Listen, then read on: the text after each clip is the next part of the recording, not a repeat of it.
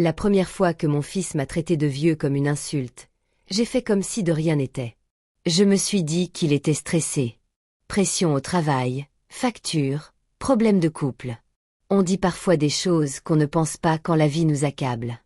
Mais avec le recul, c'était la première fissure dans les fondations.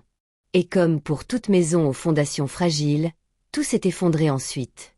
C'était un dimanche après-midi ensoleillé quand tout a commencé. L'odeur du barbecue flottait dans le jardin, mêlée au doux parfum des jasmins que votre mère avait plantés des années auparavant. J'étais au barbecue, en train de retourner les hamburgers, tandis que mon fils Derek se prélassait dans un transat, comme si la maison lui appartenait. Il n'a pas aidé, n'a pas proposé de mettre la table, n'a même pas apporté les boissons. Il était juste assis là, les yeux rivés sur son téléphone. Sa femme, Monica, était à l'intérieur, en train de réorganiser la cuisine comme si elle y vivait depuis toujours. J'ai entendu des portes de placard s'ouvrir et se fermer, des couverts s'entrechoquer, et sa voix crier. « Derek, ton père range toujours les épices au mauvais endroit. » « Je vais arranger ça. » J'ai fixé le barbecue un peu plus longtemps que nécessaire. « Ton père ? Pas ton père. Même pas Monsieur Collins. Juste ton père. » Comme si j'étais un vieux meuble dont ils étaient coincés. « Les hamburgers sont prêts ?» a demandé Derek sans lever les yeux. « Presque, » ai-je répondu. Il a soupiré. « Tu les fais toujours trop cuire. Tu te souviens de la dernière fois ? Ils étaient durs comme des palets. » J'ai esquissé un sourire. Bon, peut-être qu'avec un coup de main, il serait meilleur. Il a finalement levé les yeux. J'ai travaillé 60 heures cette semaine. Je ne suis pas là pour jouer au chef. 60 heures. À son âge, j'en travaillais 80, parfois 90. Mais je ne l'ai jamais reproché à mon père. Nous avons mangé à la table de la terrasse. Assiette en carton, gobelets en plastique, les mêmes vieilles chaises en bois que nous avions depuis 20 ans. Monica mâchait lentement, comme si elle goûtait quelque chose de désagréable. « Tu as utilisé des galettes surgelées ?» demanda-t-elle. « Oui. »« Ah, ça explique tout. » Dererick renifla. « Je te l'avais dit. » J'avalai ma bouchée. C'était bon. Mais soudain, je n'avais plus faim.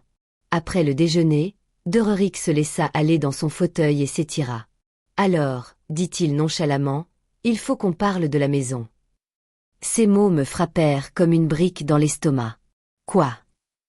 Il haussa les épaules. « Monica et moi pensions. Ça n'a aucun sens que tu continues à te balader seule dans cette grande maison. » Je le fixai. Ce n'était pas une petite maison. C'était celle que j'avais construite de mes propres mains. L'endroit où sa mère et moi l'avions élevée. L'endroit où elle avait rendu son dernier souffle dans la chambre à l'étage. Chaque recoin était chargé de souvenirs. « Où veux-tu en venir ?»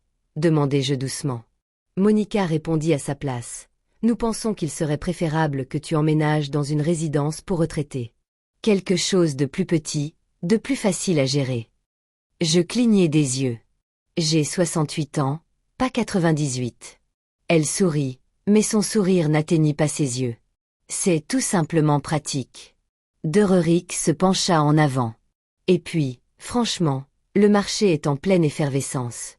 Si on vendait cette maison, on pourrait en tirer un très bon prix. Nous, pas toi, pas papa. Non. Mon cœur se serra. Tu veux dire que tu vendrais ma maison ?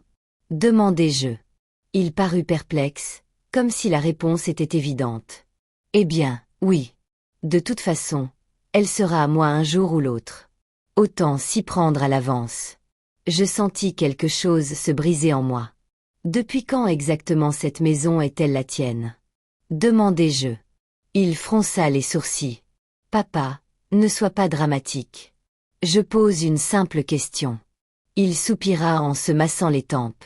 Écoute, tu ne rajeunis pas, et il faut penser aux enfants, au secteur scolaire, au trajet, tout ça. Alors, tu veux emménager ici ? Dis-je lentement. Pas emménager, corrigea Monica. Prendre possession. On rénoverait, on moderniserait tout, on abattrait quelques murs, on créerait un espace ouvert. Mon regard s'est porté sur la porte-fenêtre. À travers elle, je voyais le salon. L'endroit même où ma femme s'asseyait pour tricoter. Le mur où Derek mesurait sa taille à chaque anniversaire. Abattre quelques murs. Comme si ces souvenirs n'étaient que des cloisons sèches. Je ne vends pas, ai-je dit. Un silence s'est abattu sur la table. La mâchoire de Derek s'est crispée. Tu t'entêtes. C'est ma maison. C'est une maison, papa. Juste une maison. Non. C'était le seul endroit qui lui ressemblait encore. Monica a repoussé son assiette. On ne veut pas être méchant, a-t-elle dit. Mais cet endroit est gâché pour une seule personne. Gâché, ai-je répété. Oui, ça pourrait redevenir une maison familiale. Je l'ai fixé du regard. C'est une maison familiale. Elle n'a pas répondu. Derek s'est penché plus près, baissant la voix. Écoute, j'ai déjà parlé à un agent immobilier. Il a dit que si on la mettait sur le marché au printemps. Quoi? Ai-je lancé sèchement. Il a tressailli, surpris par mon ton. Je me renseignais juste sur la vente d'une maison qui n'est pas à toi. Il a levé les yeux au ciel. Elle est quasiment à moi. Tu as toujours dit que tout me reviendrait un jour. Un jour, ai-je répondu, pas aujourd'hui. Il s'est levé, sa chaise raclant le sol en béton. C'est exactement ce que je veux dire. Tu es irrationnel. Je protège ce que j'ai construit. Tu l'accapares. Le mot m'a blessé plus qu'il n'aurait dû. Accumuler, ai-je répété. Oui, tu es assise sur une propriété qui pourrait changer nos vies. Je l'ai fixé du regard et soudain, je ne reconnaissais plus le garçon que j'avais élevé. Et changer ma vie, ai-je demandé doucement. Il a haussé les épaules. Tu serais bien dans un appartement. Il y a des activités, du jeu de palais, des soirées cinéma. J'ai laissé échapper un rire sec. J'ai enterré ta mère dans cette ville. Chaque matin, je bois mon café dans la cuisine qu'elle a conçue. Chaque soir, je m'endors dans la chambre où nous avons passé 35 ans ensemble. Et tu veux échanger tout ça contre un jeu de palais? Il ne répondit pas. Monica croisa les bras. Cette conversation est inutile. Il est émotif. Bien sûr que je suis émotif, dis-je. C'est ma maison. Derek secoua la tête. Non, c'est un bien et tu le gères mal. Tu le gères mal comme si j'étais un employé incompétent. Je me levai lentement. Vous savez quoi? dis-je. Vous devriez peut-être rentrer. Derek fronça les sourcils. On n'a pas fini de parler. Si, on a fini. Son regard se durcit. Tu ne peux pas ignorer la réalité, papa. D'une manière ou d'une autre, cette maison sera à moi. Ces mots résonnèrent dans l'air. Lourd, froid, certain. Cette nuit-là, je ne pus pas dormir. Assise dans la cuisine avec une tasse de café noir, je fixais la vieille photo de famille sur le réfrigérateur. Derek avait 8 ans sur cette photo, un sourire édenté, une casquette trop grande pour sa tête. Il avait l'habitude de me serrer dans ses bras tous les matins avant l'école. « Je t'aime, papa », disait-il. Je fermais les yeux. Où est passé ce garçon? La semaine suivante, la situation empira. Je rentrais du magasin de bricolage et trouvai la voiture de Derek garée dans l'allée. À l'intérieur, Monica était dans le salon avec un mètre ruban. « Qu'est-ce que tu fais ?» demandai-je. Elle n'avait même pas l'air coupable. Je prends juste quelques dimensions. Pourquoi faire? Pour les plans de rénovation. Mon cœur se mit à battre la chamade. Tu ne m'as pas entendu la semaine dernière? Je ne vends pas. Elle me fit un sourire crispé. Tu finiras par changer d'avis.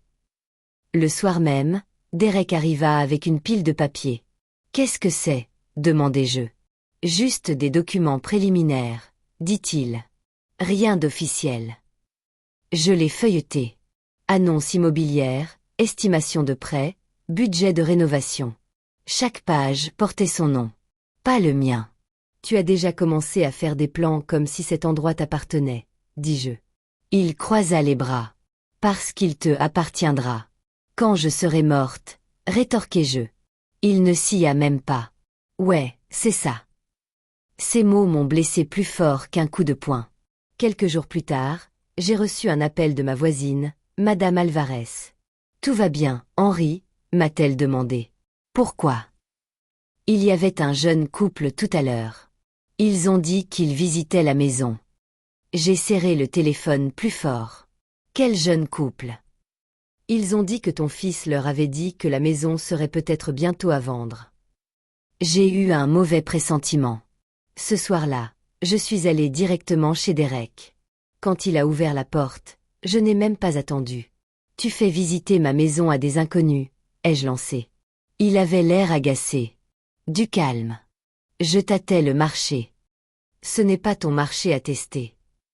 Il a soupiré. Papa, tu es difficile sans raison. Sans raison, ai-je répété. Monica est entrée dans le couloir. C'est exactement pour ça qu'il faut qu'on prenne les choses en main, a-t-elle dit. Prendre les choses en main, ai-je répété. Oui. Avant que tu ne prennes une mauvaise décision financière. J'ai senti mes mains trembler. C'est ma maison. Derek a secoué lentement la tête. Plus pour longtemps. 2 jours plus tard, j'ai reçu une lettre. Enveloppe officielle, logo du cabinet d'avocat. Mon cœur s'est emballé en l'ouvrant. À l'intérieur, un avis. Derek avait pris rendez-vous avec un avocat concernant le futur transfert de propriété sans même me consulter. C'est à ce moment-là que j'ai compris. Il ne s'agissait pas seulement d'une maison. Il s'agissait de respect, et mon fils n'en avait plus aucun pour moi. Alors, le lendemain matin, j'ai appelé un avocat que Derek ne connaissait pas.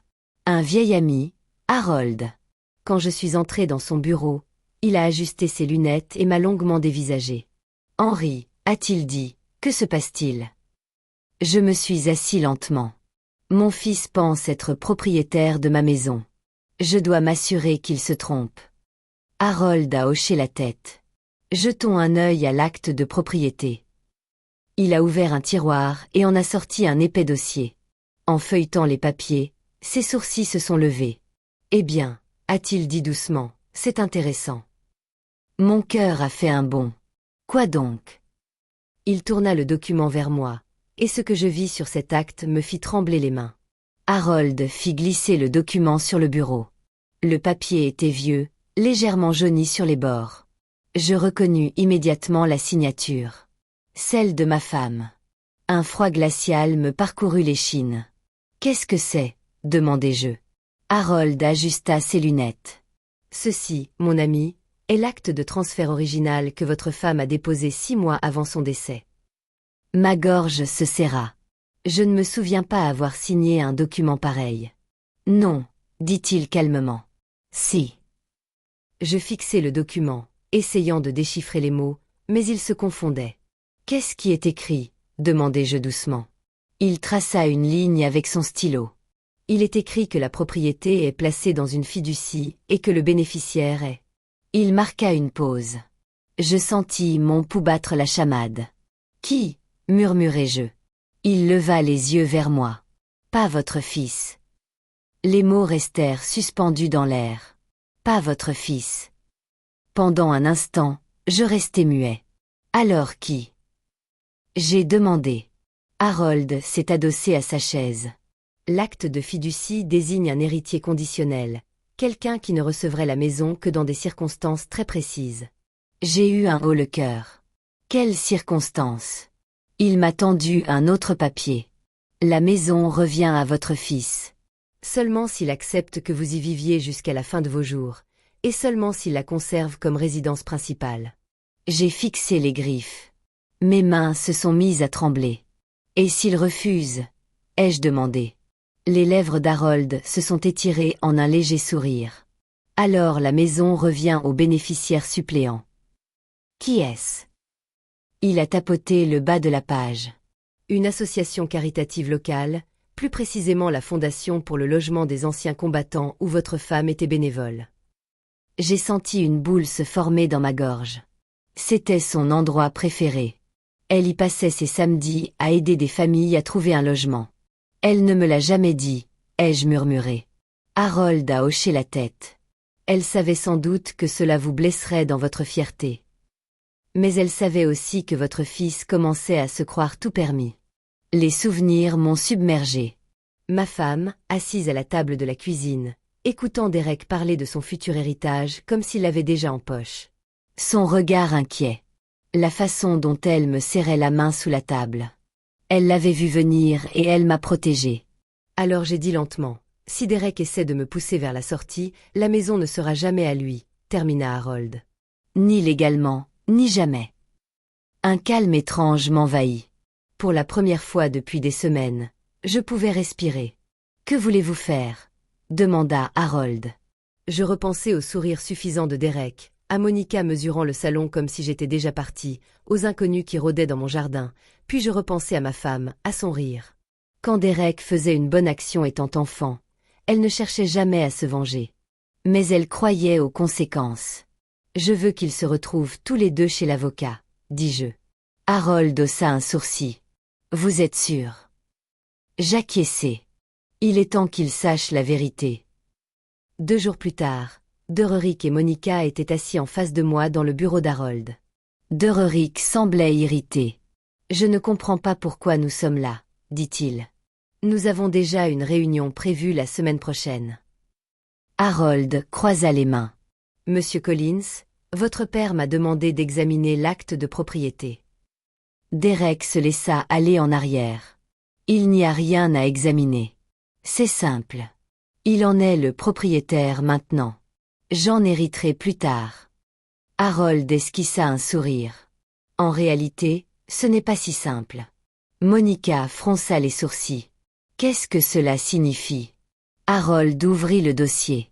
La maison est placée dans une fiducie créée par votre défunte mère. L'expression de Dererick changea. Quelle fiducie? Demanda-t-il. Celle qu'elle a créée avant son décès. Il me regarda. Vous étiez au courant? Je secouai la tête. Pas jusqu'à récemment. Harold s'éclaircit la gorge. La fiducie comporte des conditions.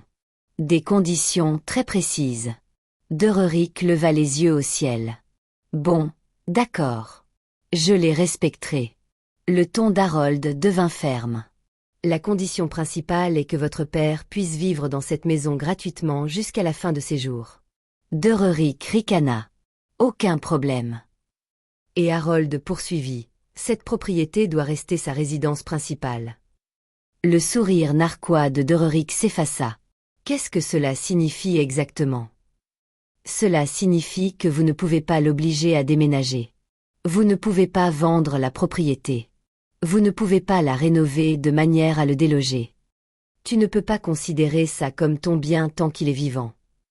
Le visage de Monica pâlit. Et si on n'est pas d'accord? Demanda-t-elle. Harold fit glisser le document final sur la table. Alors la maison est transférée au bénéficiaire désigné. Derek prit le papier, ses yeux parcourant la page. C'est quoi ce truc? Marmonna-t-il. Il relut la phrase encore et encore. Son visage devint rouge. Tu te moques de moi, dit-il. Non, répondit calmement Harold. Je ne plaisante pas. Derek claqua le papier sur le bureau. Elle a légué la maison à une association caritative. Tu es sérieux? À la Fondation pour le logement des anciens combattants, corrigea Harold. C'est dingue, s'exclama Derek. Je suis son fils, dis-je en le regardant en silence. C'est toi aussi qui essayais de me pousser vers la sortie, dis-je. Il se tourna vers moi, les yeux flamboyants. Papa, tu vas vraiment laisser faire ça? Tu vas laisser une association caritative quelconque prendre notre maison? Notre maison, répétai-je. J'ai hésité. Enfin, ta maison. Mais tu vois ce que je veux dire. J'ai secoué la tête. Non, Derek. Je ne crois pas. Monica s'est penchée en avant. Il doit bien y avoir une solution. Une faille. Harold a croisé les mains. Le seul moyen pour ton mari d'hériter de la propriété est de respecter les conditions de la fiducie. Derek a serré les dents. Alors, je n'ai plus qu'à attendre qu'il meure? A-t-il lâché? Ces mots ont fait l'effet d'un coup de massue. Un silence pesant s'est abattu sur la pièce. J'ai ressenti un étrange engourdissement. C'est ça que tu attends? Ai-je demandé doucement. Derek n'a pas répondu. Il fixait le sol. Pendant un long moment, personne n'a parlé.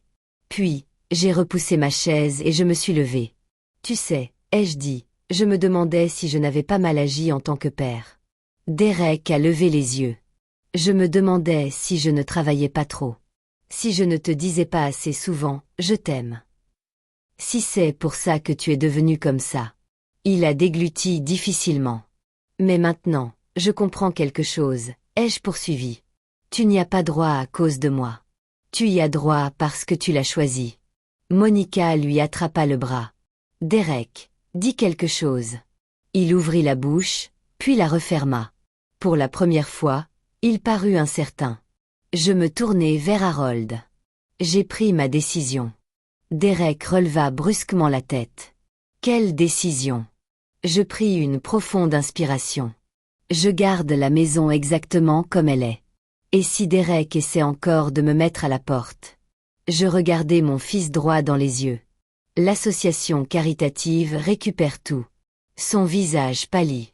Tu ne ferais pas ça, dit-il. Je soutins son regard. Essaie donc. Pour la première fois depuis des années, Derek ressemblait à ce petit garçon de la photo. Effrayé, fragile, perdu. Papa, murmura-t-il. Je ne voulais pas dire ça comme ça. Je ne répondis pas, car maintenant, je n'étais plus sûre de le croire. Une semaine passa, puis deux, sans appel, sans visite, sans apparition surprise dans mon allée. La maison était de nouveau paisible. Un soir, alors que le soleil disparaissait derrière les arbres, on frappa à la porte. J'ouvris. Derek était là, seul. Pas de Monica, pas d'attitude désagréable, juste lui. « Je peux entrer ?» demanda-t-il. J'hésitai, puis m'écartai. Il entra dans le salon et regarda autour de lui comme s'il ne l'avait pas vu depuis des années. Son regard s'arrêta sur les anciennes marques de hauteur au mur. « Tu les as gardées ?» dit-il doucement. « Bien sûr que oui », répondit-il en déglutissant. « J'avais tort, papa. » Je suis resté silencieux. J'étais obnubilé par le stress financier. Monica n'arrêtait pas de dire que cette maison pourrait tout résoudre et je l'ai laissé faire. Il baissa les yeux. J'avais oublié que c'était ta maison et celle de maman. Ma poitrine se serra. C'est elle qui me protégeait, tu sais, dis-je. Pas toi. Il hocha la tête, les larmes aux yeux. Je sais. Il prit une inspiration tremblante. Je me fiche de la maison maintenant. Je ne veux juste pas te perdre. Ces mots me blessèrent plus que toutes les insultes qu'il avait pu lancer auparavant, car cette fois, ils sonnaient vrais. J'ai scruté son visage. L'arrogance avait disparu. À sa place, autre chose. Du regret. Assieds-toi, dis-je. Il parut surpris, puis hocha la tête. Nous nous sommes assis au salon, comme lorsque c'était son enfance. Pour la première fois depuis des mois, nous avons parlé. Vraiment parlé. Pas d'argent, pas de biens immobiliers, juste de la vie. Plus tard dans la soirée, après son départ, je suis restée dans la cuisine avec mon café. La maison était de nouveau chaleureuse, vivante, comme avant. J'ai jeté un coup d'œil à la photo sur le réfrigérateur. Le visage souriant de ma femme me fixait. « Bien vu », ai-je murmuré. Et pour la première fois depuis le début de tout cela, j'ai ressenti une paix intérieure.